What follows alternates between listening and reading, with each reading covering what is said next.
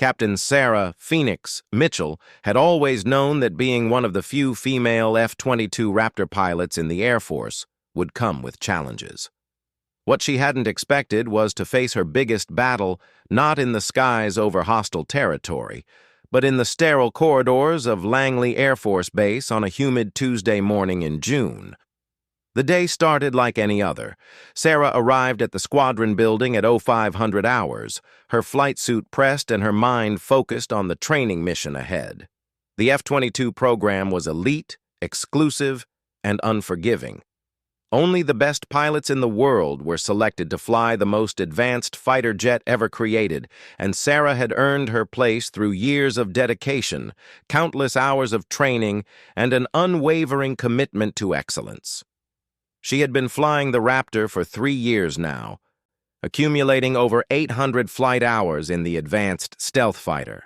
Her call sign, Phoenix, had been earned during a particularly challenging training exercise where she had managed to recover from what should have been a catastrophic equipment failure, rising from near disaster to complete the mission flawlessly. The name stuck, and Sarah wore it with pride. The morning briefing was routine. Weather conditions were favorable, with clear skies and minimal wind. The training exercise would involve air-to-air combat scenarios, with F-16 Fighting Falcons playing the role of enemy aircraft. Sarah's wingman for the day was Captain Jake Viper Reynolds, a seasoned pilot with over 1,200 hours in the F-22. They had flown together many times before, developing the kind of trust and communication that was essential for effective air combat. As Sarah walked across the tarmac toward her aircraft, she couldn't help but feel the familiar surge of excitement that came with every flight. The F-22 Raptor stood before her like a sleeping predator, its angular stealth design and gray coating making it appear almost otherworldly. This particular aircraft, tail number 05-4087, had become her regular mount over the past year. She knew every switch, every gauge, every subtle vibration that indicated the aircraft's condition. The pre-flight inspection was thorough and methodical. Sarah checked every external surface, every panel, every sensor. The F-22 was a complex machine with thousands of components that had to work in perfect harmony. A single malfunction could turn a routine training mission into a life-threatening emergency. She examined the engine intakes, making sure they were clear of debris. She inspected the landing gear, the control surfaces, and the weapons bay doors. Everything appeared to be in perfect condition. Inside the cockpit, Sarah went through her pre-flight checklist with practiced efficiency. The F-22's cockpit was a marvel of modern technology, with multifunction displays providing real-time information about every aspect of the aircraft's performance. She initialized the navigation system, checked the communication equipment, and verified that all defensive systems were operational. The ejection seat was armed and ready, though Sarah hoped she would never need to use it. The engines came to life with a deep rumble that she felt in her chest. The twin Pratt & Whitney F-119 turbofan engines were capable of producing over 35,000 pounds of thrust each, giving the F-22 the power to accelerate from 0 to over 1,500 miles per hour in a matter of minutes. Sarah could feel the aircraft's eagerness to take to the skies, like a thoroughbred horse waiting for the starting gate to open. Ground control cleared Phoenix and Viper for takeoff. Sarah taxied to the runway, her aircraft following behind Vipers in perfect formation. The takeoff was smooth and powerful, the F-22 climbing rapidly into the clear morning sky. Within minutes, they were at 30,000 feet, cruising at just under the speed of sound as they headed toward the training area. The first part of the exercise went flawlessly.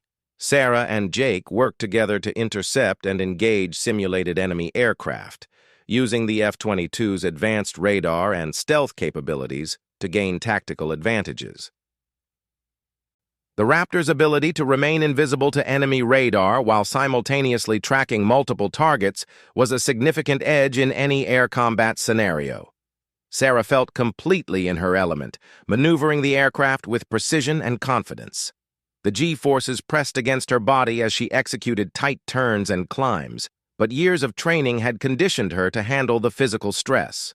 Her situational awareness was perfect, tracking friendly and enemy aircraft while maintaining communication with ground control and her wingman. It was during the second engagement scenario that everything began to go wrong. Sarah was pursuing a simulated enemy F-16 when her radar warning receiver suddenly lit up like a Christmas tree. Multiple unknown contacts were approaching from the northwest at high speed and high altitude. This wasn't part of the planned exercise. Ground control confirmed that there were no scheduled aircraft in that sector, and the contacts weren't responding to radio calls. "Phoenix Viper, we have multiple unknown aircraft approaching your position," came the voice of the controller. "Suggest you break off current exercise and investigate." Sarah felt her heart rate increase as she changed course toward the unknown contacts. This could be anything from a navigation error by civilian aircraft to a genuine security threat. The F-22's powerful radar began painting the approaching aircraft, but something was strange about the returns. The signatures were unlike anything in her database. As they closed the distance, Sarah could see that the unknown aircraft were flying in a tight formation at an altitude of nearly 40,000 feet. They appeared to be military jets, but their configuration was unlike anything she had encountered before. The aircraft had a distinctive delta wing design with canard control surfaces, suggesting they might be experimental or foreign military aircraft. "Ground control, Phoenix here. I have visual contact with unknown aircraft. Configuration appears to be delta wing with canards. Request instructions for intercept procedure." The response from ground control was immediate and concerning. "Phoenix, Viper, you are ordered to maintain distance and observe only. Do not approach closer than 5 nautical miles. We are scrambling additional aircraft to your location." Sarah acknowledged the order, but something about the situation felt wrong. The unknown aircraft had changed course and were now heading directly toward a major population center. If these were hostile aircraft, maintaining distance might not be an option. Her training and instincts told her that she needed to be prepared for immediate action. The unknown aircraft suddenly accelerated and began descending rapidly toward the coast. Sarah watched in growing alarm as they dropped to just a few thousand feet above sea level, using the terrain to mask their approach from ground-based radar systems. This was definitely not the behavior of lost civilian aircraft or friendly military units. "Ground control, Phoenix here. Unknown aircraft are descending rapidly and appear to be using terrain masking. This looks like an attack profile. Request permission to close for positive identification." "Negative, Phoenix. Maintain current distance and altitude. That's a direct order." Sarah felt frustration building inside her chest. Every instinct she had developed as a fighter pilot was telling her that these aircraft represented a genuine threat, but she was being ordered to remain passive. The F-22 had been designed specifically to intercept and engage unknown aircraft that posed a threat to American airspace, yet she was being told to simply watch. The situation deteriorated rapidly over the next few minutes. The unknown aircraft continued their aggressive approach toward the coast, and Sarah could see that they were carrying external weapons pylons. Whatever these aircraft were, they were definitely military and definitely armed. "Viper, do you see those weapons pylons?" Sarah transmitted on the secure frequency. "Roger, Phoenix. These guys are definitely not friendly. Ground control? Recommend immediate intercept authorization." But instead of authorization to engage, Sarah and Jake received an order that left them both stunned. "Phoenix, Viper, you are ordered to return to base immediately. Do not pursue unknown aircraft. Repeat, RTB immediately." Sarah couldn't believe what she was hearing. Unknown armed aircraft were approaching American territory, and she was being ordered to abandon her post and return to base. It went against everything she had been trained to do as an Air Force pilot. Ground Control, Phoenix here. Request clarification of previous order. Unknown aircraft are clearly hostile and approaching populated areas. Phoenix, your orders are clear. Return to base immediately. Other aircraft will handle the intercept. Sarah looked around the sky but could see no other friendly aircraft in the area. The promised backup hadn't arrived, and the unknown aircraft were continuing their aggressive approach. She had seconds to make a decision that could affect the lives of thousands of people on the ground. The radio crackled again with an urgent transmission from Ground Control. Phoenix, Viper, be advised that Admiral Harrison is personally ordering your immediate return to base. Acknowledge receipt of direct order from Flag Officer. Admiral Harrison was the base commander, a man with over 30 years of military service and a reputation for strict adherence to protocol. A direct order from a flag officer was not something to be taken lightly. Disobeying such an order could result in court-martial and the end of Sarah's military career. But as she watched the unknown aircraft continue their approach, Sarah realized that following orders might mean allowing a potential attack to succeed unopposed. The F-22 was the most capable air defense fighter in the world, and she was being ordered to abandon her responsibility to protect American airspace. The decision she made in that moment would change not only her career, but her entire life. Sarah keyed her radio and spoke in a clear, steady voice that belied the turmoil she felt inside. Ground Control, Phoenix here. I understand the order from Admiral Harrison, but I cannot comply. Unknown aircraft are clearly hostile and pose an immediate threat. I am proceeding with intercept. The silence on the radio frequency was deafening. Sarah had just openly defied a direct order from a flag officer, something that had never happened in her military career. But she couldn't live with herself if she abandoned her post while potential enemy aircraft threatened innocent civilians. Phoenix, this is Ground Control. You are ordered to comply immediately or face court-martial proceedings. Sarah switched off her radio and focused entirely on the tactical situation ahead. She had burned her bridges with command, but she still had a job to do. The unknown aircraft were now less than 50 miles from the coast, and she was the only thing standing between them and their apparent target. As she accelerated toward the intruders, Sarah Phoenix Mitchell had no idea that her decision to disobey orders would soon echo far beyond the confines of Langley Air Force Base, and that her call sign would become a symbol that would freeze an entire room full of senior military officers in stunned silence. The chase was about to begin, and Sarah knew there would be no turning back. The F-22 Raptor cut through the sky like a knife through silk as Sarah pushed the aircraft to its limits in pursuit of the unknown intruders. Her radar showed the hostile aircraft maintaining their aggressive course toward the coastline, now less than 40 miles from major population centers. With her radio deliberately switched off to avoid further orders to retreat, Sarah felt a strange sense of clarity wash over her. For the first time in months, she was operating purely on instinct and training. Behind her, Captain Jake Reynolds found himself in an impossible position. His wingman had just defied direct orders from a flag officer, and protocol demanded that he either convince her to return to base or report her actions immediately. But as he watched the tactical display showing the approaching threat, Jake realized that Sarah was making the right call from a military standpoint, even if it was wrong from a career standpoint.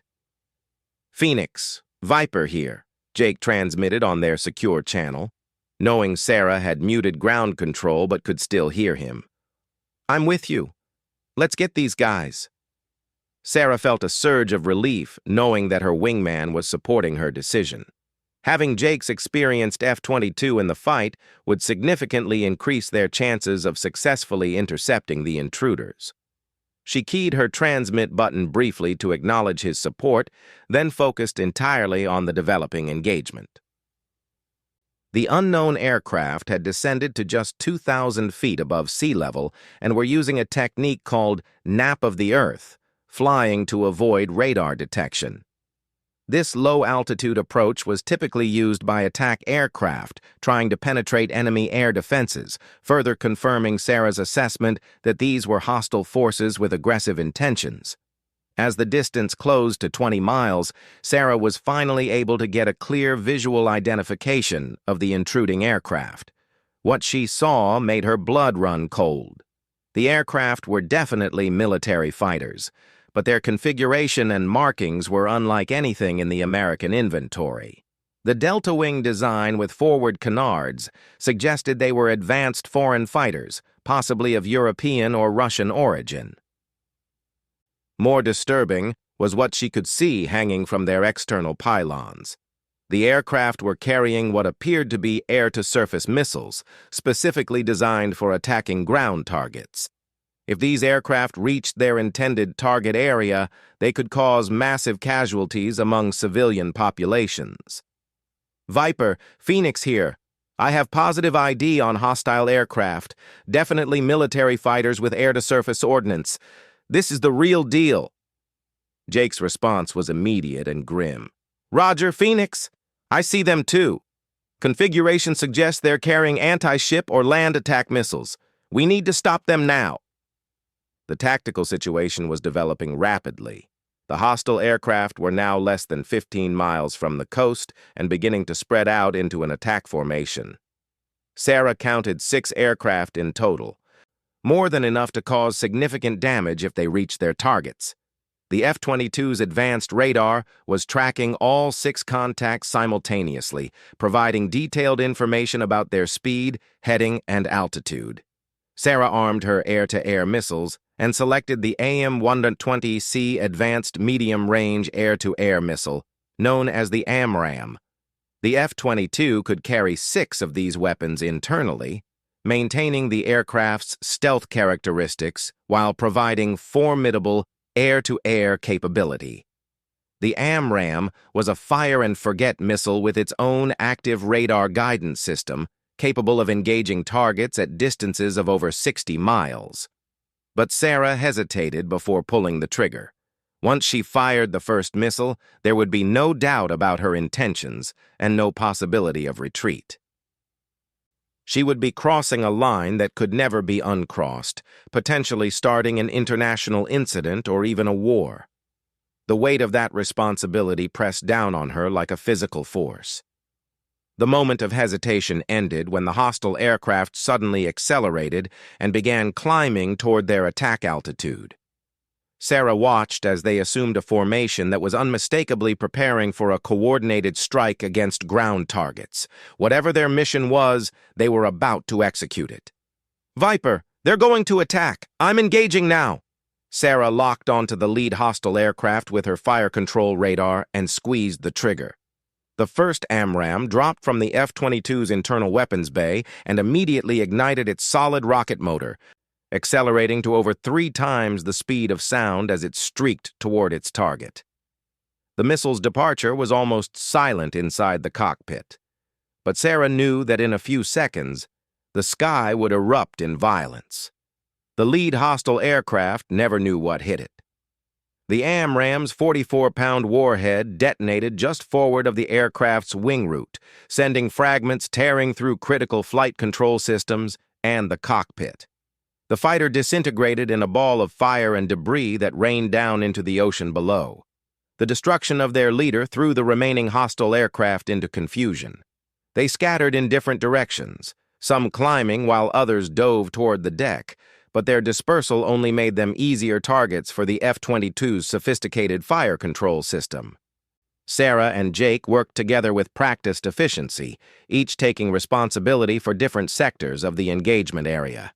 Sarah locked onto a second hostile aircraft and fired another AMRAAM, while Jake engaged a third target from a different angle.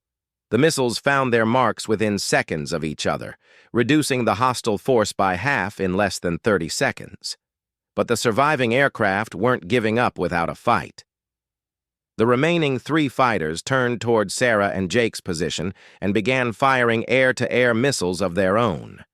Sarah watched as multiple missile trails streaked across the sky toward her position, forcing her into a series of violent, evasive maneuvers. The F-22's advanced electronic warfare suite immediately began working to defeat the incoming missiles. Chaff and flare dispensers popped dozens of decoys into the air, while the aircraft's sophisticated jamming systems attempted to confuse the enemy missiles' guidance systems. Sarah pulled the aircraft into a 7G turn that pressed her deep into her ejection seat and caused her vision to narrow at the edges. One of the enemy missiles passed close enough that Sarah could see its fins as it flew by her canopy, missing by less than 50 feet. The near miss sent a surge of adrenaline through her system that sharpened her focus to laser intensity. She rolled the F-22 inverted and pulled through into a vertical climb, using the aircraft's superior thrust-to-weight ratio to gain an energy advantage over her opponents. Jake wasn't as fortunate with his missile defense. One of the enemy weapons managed to get close enough to detonate near his aircraft's tail section, causing significant damage to his left engine and several flight control systems. His F-22 shuddered violently and began losing altitude as warning lights illuminated across his instrument panel. "Phoenix, Viper here. I've taken damage and am losing power. Left engine is shut down and I'm having control problems." Sarah felt her heart skip a beat as she heard the distress in Jake's voice. A damaged F-22 was still a formidable aircraft, but Jake would be at a severe disadvantage if he had to continue fighting. She needed to end this engagement quickly before her wingman was shot down. The 3 surviving hostile aircraft were regrouping for another attack when Sarah made a decision that would be studied in air combat schools for years to come. Instead of maintaining a defensive posture, she turned directly toward the enemy formation and accelerated to maximum speed. The F-22's twin engines pushed her past Mach 1.5 as she closed the distance at a rate that caught the enemy pilots completely off guard. Using the aircraft's stealth characteristics and superior radar, Sarah was able to approach to within visual range before the hostile pilots realized she was there. At a distance of less than 2 miles, she fired her remaining AMRAAMs in rapid succession, launching 3 missiles in under 10 seconds. The enemy aircraft, caught in a tight formation and focused on Jake's damaged F-22, had no time to react. The sky erupted in a series of explosions as all 3 missiles found their targets. Within the span of 30 seconds, Sarah had eliminated the remaining hostile aircraft and ended the threat to civilian populations on the ground. But even as the debris from the last enemy fighter fell toward the ocean, Sarah knew that her real problems were just beginning. She had openly defied orders from a flag officer, engaged in unauthorized combat operations, and potentially started an international incident by shooting down foreign military aircraft. The radio, which she had kept muted during the engagement, was probably filled with increasingly urgent demands for her to respond to ground control. Jake's damaged F-22 was streaming fuel and barely maintaining level flight. He needed to land immediately, but the nearest suitable airfield was Langley Air Force Base, where Admiral Harrison was waiting with what would undoubtedly be very uncomfortable questions about their actions.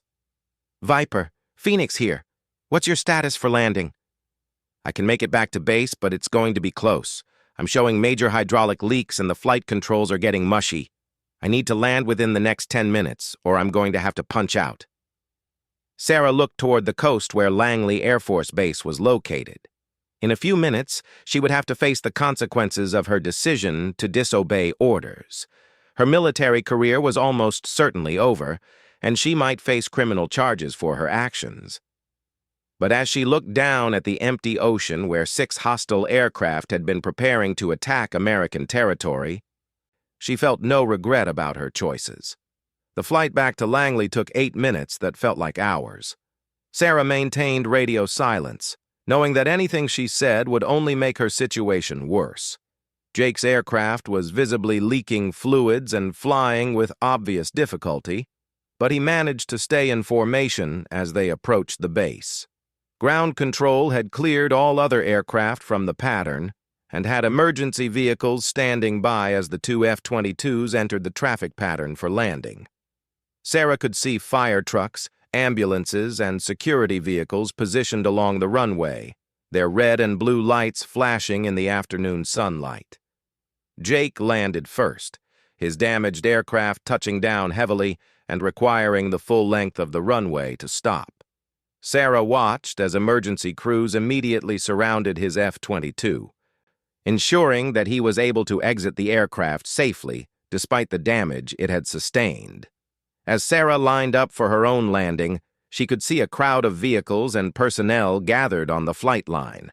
Word of the unauthorized engagement had obviously spread throughout the base, and everyone wanted to see the pilot who had defied Admiral Harrison's direct orders. The landing was smooth and professional, a small testament to Sarah's skill even under extreme stress. As she taxied toward the parking area, she could see military police vehicles waiting alongside the normal ground crew. Admiral Harrison himself was standing near the parking spot, his face grim and his posture radiating barely controlled anger. Sarah shut down the F-22's engines and began the post-flight checklist with the same methodical precision she had used for hundreds of previous flights. The normalcy of the routine provided a small measure of comfort as she prepared to face the consequences of her actions. She had done what she believed was right, and no amount of punishment could change that fact. As the canopy opened and Sarah began to climb out of the cockpit, she could feel the eyes of dozens of personnel watching her every move.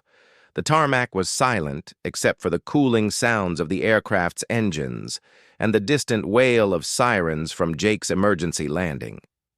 Admiral Harrison stepped forward as Sarah's feet touched the ground, his jaw set and his eyes blazing with fury. Behind him stood a collection of senior officers, security personnel, and base personnel, all waiting to see how this unprecedented situation would unfold. Sarah removed her helmet and stood at attention, knowing that the next few minutes would determine not only her future, but potentially set a precedent for how the military dealt with pilots who chose mission accomplishment over blind obedience to orders. The confrontation that was about to take place would echo through the corridors of the Pentagon and become the subject of intense debate among military leaders for years to come. But first, Admiral Harrison had some very pointed questions for Captain Sarah Phoenix Mitchell. Admiral Harrison's weathered face was a mask of controlled fury as he approached Captain Sarah Mitchell on the tarmac.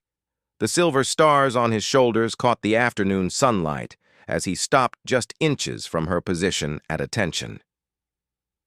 Behind him, a circle of senior officers, military police, and base personnel watched in complete silence, knowing they were witnessing something unprecedented in the history of Langley Air Force Base. "Captain Mitchell," Admiral Harrison's voice was low and dangerous, carrying the weight of 30 years of military authority. "Do you have any idea what you've just done?" Sarah kept her eyes focused straight ahead, her voice steady despite the turmoil she felt inside. "Yes, sir. I engaged and destroyed 6 hostile aircraft that were threatening American territory and civilian populations." "You disobeyed a direct order from a flag officer," Harrison snapped back. "You engaged in unauthorized combat operations that could have started an international incident. You put your wingman at risk and violated every principle of military discipline that this organization stands for." The crowd of onlookers pressed closer, straining to hear every word of the confrontation. Word of the engagement had spread throughout the base like wildfire, and everyone knew that Sarah's career was hanging by a thread. Some watched with sympathy, understanding that she had been placed in an impossible position. Others were appalled that a junior officer would openly defy orders from such a senior commander. "Sir, those aircraft were armed and approaching populated areas in an attack formation," Sarah replied, her voice never wavering. "I assessed them as an immediate threat requiring defensive action. That assessment was not yours to make." Harrison's composure finally cracked, his voice rising to a shout that echoed across the flight line.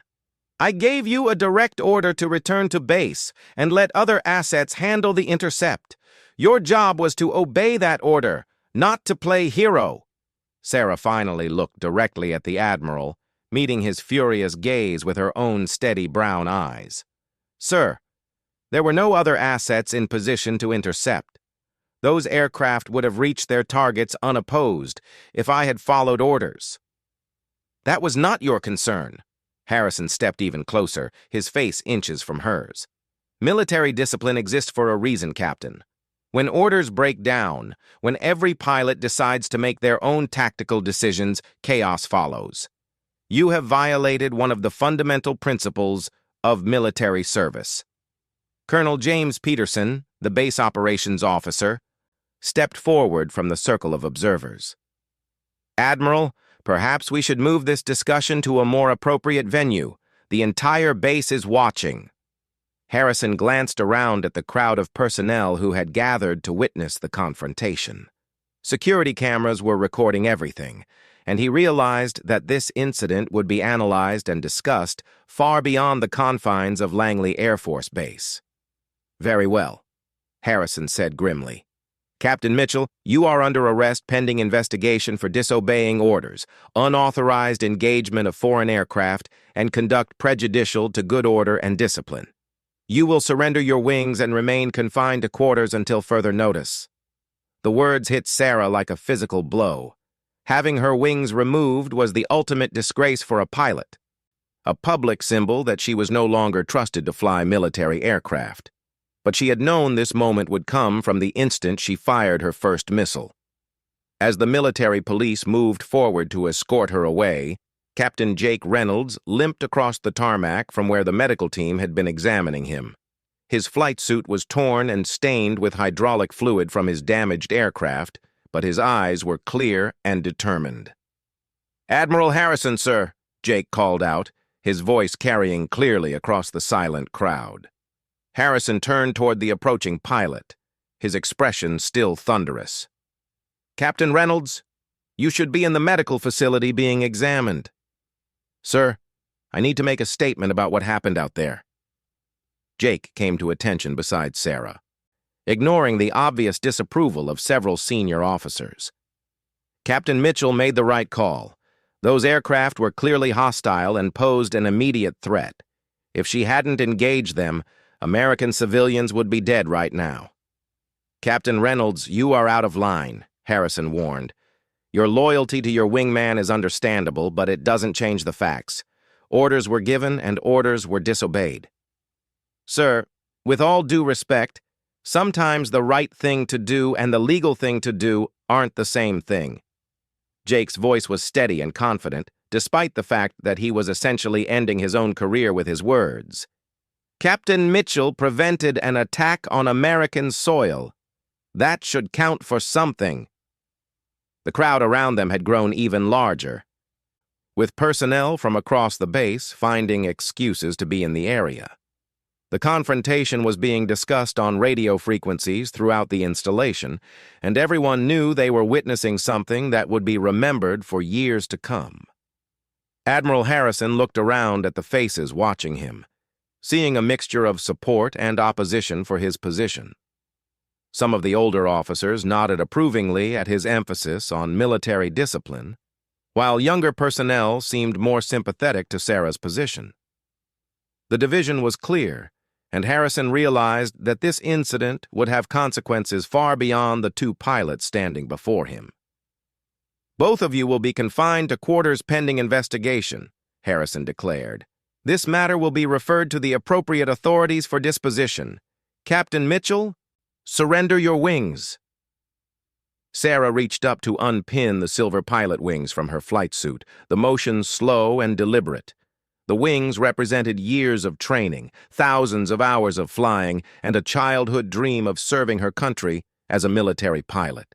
As she placed them in Admiral Harrison's outstretched hand, she felt a profound sense of loss, but also a strange sense of peace. She had done the right thing, regardless of the personal cost. The crowd began to disperse as the military police escorted Sarah and Jake toward the waiting vehicles.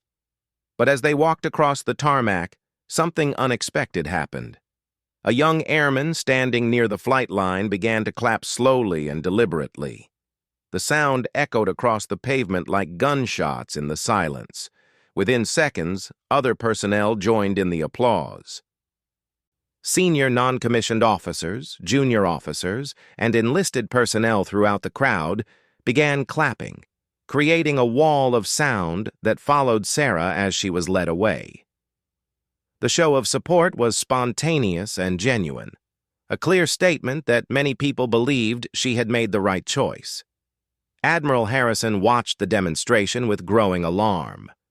Military discipline was breaking down before his eyes, and he realized that his handling of the situation might have created more problems than it solved.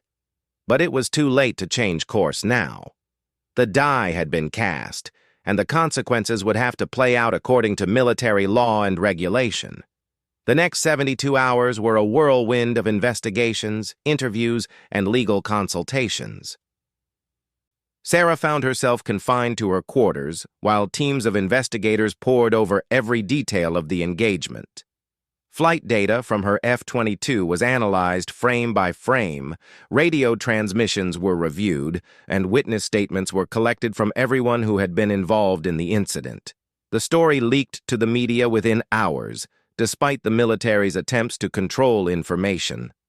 News outlets across the country picked up the story of the female fighter pilot who had defied orders to defend American territory. The coverage was intense and largely sympathetic to Sarah's position, with many commentators questioning why she had been punished for preventing what appeared to be a terrorist attack. On the third day after the incident, Sarah was summoned to a conference room in the base headquarters building. As she entered the room, she was surprised to see not only Admiral Harrison but also several generals she didn't recognize, along with representatives from the Pentagon and the Justice Department. "Captain Mitchell," Admiral Harrison began, his tone more formal and less hostile than it had been on the flight line. "After extensive investigation and consultation with higher authorities, certain facts have come to light regarding the aircraft you engaged." Sarah remained standing at attention, unsure of what was coming next. The presence of so many senior officials suggested that the situation was more complex than she had realized. "The aircraft you destroyed have been identified as stolen fighters from a European nation that were being used by a terrorist organization planning attacks on American cities," Harrison continued. "Intelligence agencies have confirmed that your assessment of hostile intent was correct, and that your actions prevented a coordinated attack that could have killed hundreds of civilians." The words hit Sarah like a thunderbolt. She had known the aircraft were hostile based on their behavior and armament, but learning that they were actually terrorist-controlled fighters validated her decision in a way that she hadn't expected. General Patricia Williams, a 3-star general from Air Combat Command, stepped forward. "Captain Mitchell, your actions were technically in violation of direct orders, and that cannot be overlooked. However, the results of your decision-making have been analyzed at the highest levels of government, and certain conclusions have been reached." Sarah braced herself for whatever was coming next, knowing that her military career hung in the balance. "The President of the United States has directed that you be awarded the Distinguished Flying Cross for your actions in defending American territory against hostile attack," General Williams announced. "Additionally, you are being promoted to the rank of Major, effective immediately." The room fell silent as the implications of the announcement sank in. Sarah had gone from facing court-martial to receiving one of the Air Force's highest decorations for valor. The reversal was so complete and unexpected that she struggled to process what she was hearing. Admiral Harrison stepped forward, holding Sarah's pilot wings that he had confiscated 3 days earlier. "Major Mitchell, these belong to you." His voice was stiff and formal, but there was a note of respect that hadn't been there before. As Sarah pinned her wings back onto her uniform, General Williams continued. "There is one more matter to address. Your call sign, Phoenix, has taken on a significance beyond what anyone anticipated. The media coverage of this incident has made that name a symbol of courage and independent thinking. We want you to consider a new assignment that would make use of that recognition." Sarah looked up from adjusting her wings, curious about what kind of assignment would require media recognition. We want you to head up a new program for training pilots to handle unconventional threats and make independent tactical decisions when communications are compromised or orders are unclear," General Williams explained. The program would be called Project Phoenix, and it would prepare our pilots to handle the kind of complex scenarios you faced. The offer was everything Sarah could have hoped for and more. Not only was her career salvaged, but she was being offered the chance to influence how the Air Force trained future pilots to handle similar situations. "I accept the assignment, General," Sarah said without hesitation. 2 weeks later, Sarah stood in the Pentagon briefing room presenting the initial concept for Project Phoenix to a room full of senior military leaders from all branches of service.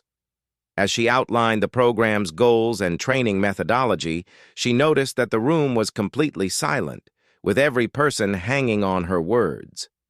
When she finished her presentation and asked for questions, the silence stretched for several long seconds. Finally, General Robert Chen from the Joint Chiefs of Staff spoke up. "Major Mitchell, this is exactly the kind of innovative thinking we need to prepare for future threats. When can you begin implementation?" As Sarah began outlining the timeline for the new program, she realized that her decision to disobey orders that day over the Atlantic had led to something far greater than she could have imagined. Her call sign, Phoenix, had indeed become a symbol, but not of rebellion or insubordination. Instead, it represented the idea that sometimes military personnel must rise from the ashes of conventional thinking to meet unconventional threats. The room full of generals and admirals remained frozen in rapt attention as Sarah Phoenix Mitchell outlined her vision for the future of military aviation training. Her call sign echoed through the halls of the Pentagon that day, but this time it carried a very different meaning than it had on the tarmac at Langley Air Force Base. The woman who had been ordered off base by an admiral had returned to transform how the entire military thought about courage, initiative, and the balance between following orders and doing what was right. The Phoenix had indeed risen from the ashes, stronger and more magnificent than before,